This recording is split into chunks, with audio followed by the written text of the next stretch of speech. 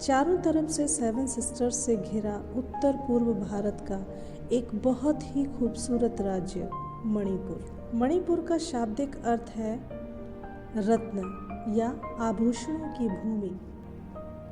मणिपुर की राजधानी इम्फाल है और यहाँ के मूल निवासी मीतेई जनजाति के लोग हैं। इनकी भाषा मेइतेई है, जिसे मणिपुरी भी कहा जाता है। अपनी स्थानीय परंपरा और संस्कृति के लिए मशहूर मणिपुर को ब्रिटिश काल के दौरान राजाओं का राज्य भी कहा जाता था। बेहद शांत और खूबसूरत प्राकृतिक दृश्य, नीले पहाड़ों, झरनों, अनोखी वाइल्ड लाइफ, तैरते हुए द्वीप, ये सब खूबियां हैं मणिपुर की। यहाँ के लोग बहुत ही सरल और सहज हैं। यहाँ हिंदू और क्रिश्चियन धर्म के लोग अधिक हैं। मीती जनजाति के लोग यहाँ पर बड़ी संख्या में पाए जाते हैं। यहाँ साल भर त्योहार मनाए जाते हैं। मणिपुर का इमा केइथिल देश का सबसे बड़ा बाजार है, जो महिलाओं द्वारा चलाया जाता है। पोलो खेल की उत्पत्ति भी मणिपुर में ही हुई थी। मणिपुर का भोजन बहुत ही सादा होता है। मिर्च मसालों का प्रयोग कम और जड़ी बूटियों का प्रयोग ज़्यादा होता है। मणिपुर की साक्षरता दर 80% है, जो कि देश के औसत साक्षरता दर से अधिक है। अब हम बात करते हैं मणिपुर की कला और संस्कृति की। मणिपुर में कला और संस्कृति में किसी भी प्रकार की कोई कमी नहीं है। यहाँ के लोगों का शानदार हस्तशिल्प देखते ही बनता है। मणिपुर का मणिपुरी नृत्य बहुत ही प्रसिद्ध है, जिसे रासलीला भी कहा जाता है। लोंगपी हैम के नाम से जाना जाने वाला काली मिट्टी का बर्तन विश्व प्रसिद्ध रहा है। यहाँ पर लगभग प्रत्येक घर में बेंत तथा बांस से विभिन्न प्रकार की टोकरियाँ बनाने का कार्य बड़े पैमाने पर किया जाता है।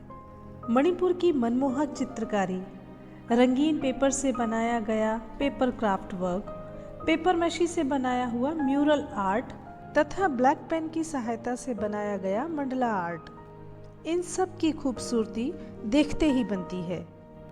और इन सब के बीच मणिपुरी डॉल मेकिंग मणिपुर की कला का एक आकर्षक नमूना है। तो क्यों ना हम इस कला को अपनी कला के साथ जोड़कर एक नया रूप दें।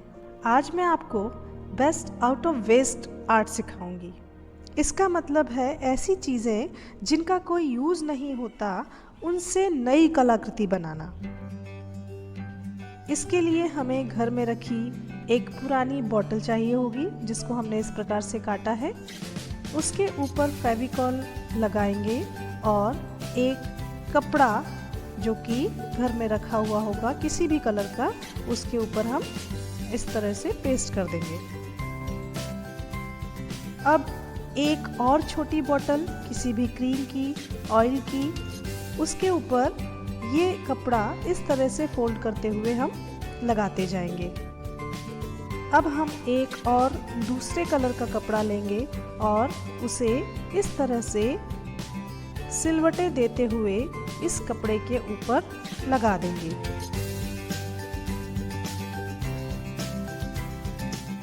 अब एक और दूसरे कलर का कपड़ा लेकर उसके ऊपर का पार्ट तैयार करेंगे और इसे इस बॉटल के ऊपर चिपका देंगे।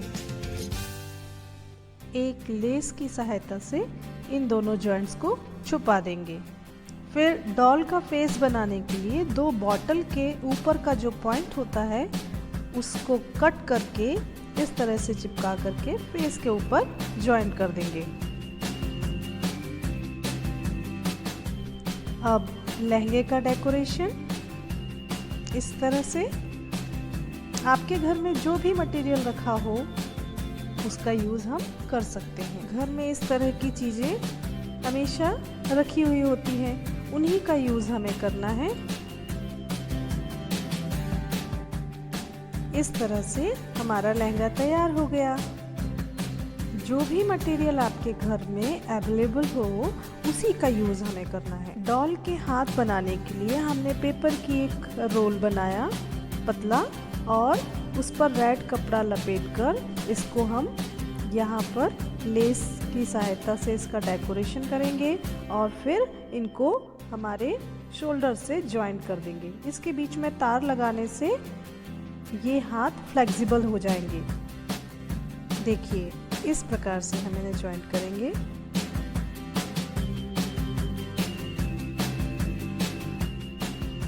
अब चेहरे को कलर करते हुए, हाथ को भी कलर करते हुए हमें इनके हेयर बनाने होंगे।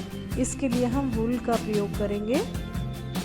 ऊन को हम उंगलियों पर लपेटकर इस तरह से नॉट लगाएंगे और फिर कट कर देंगे।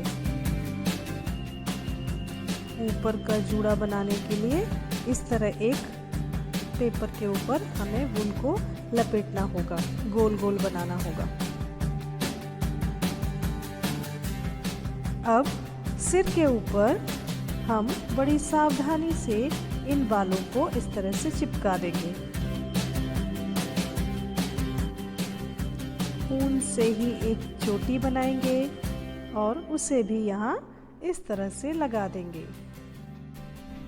बालों का भी डेकोरेशन हो गया। अब रंगों के माध्यम से हम इनके चेहरे की आकृति बनाएंगे।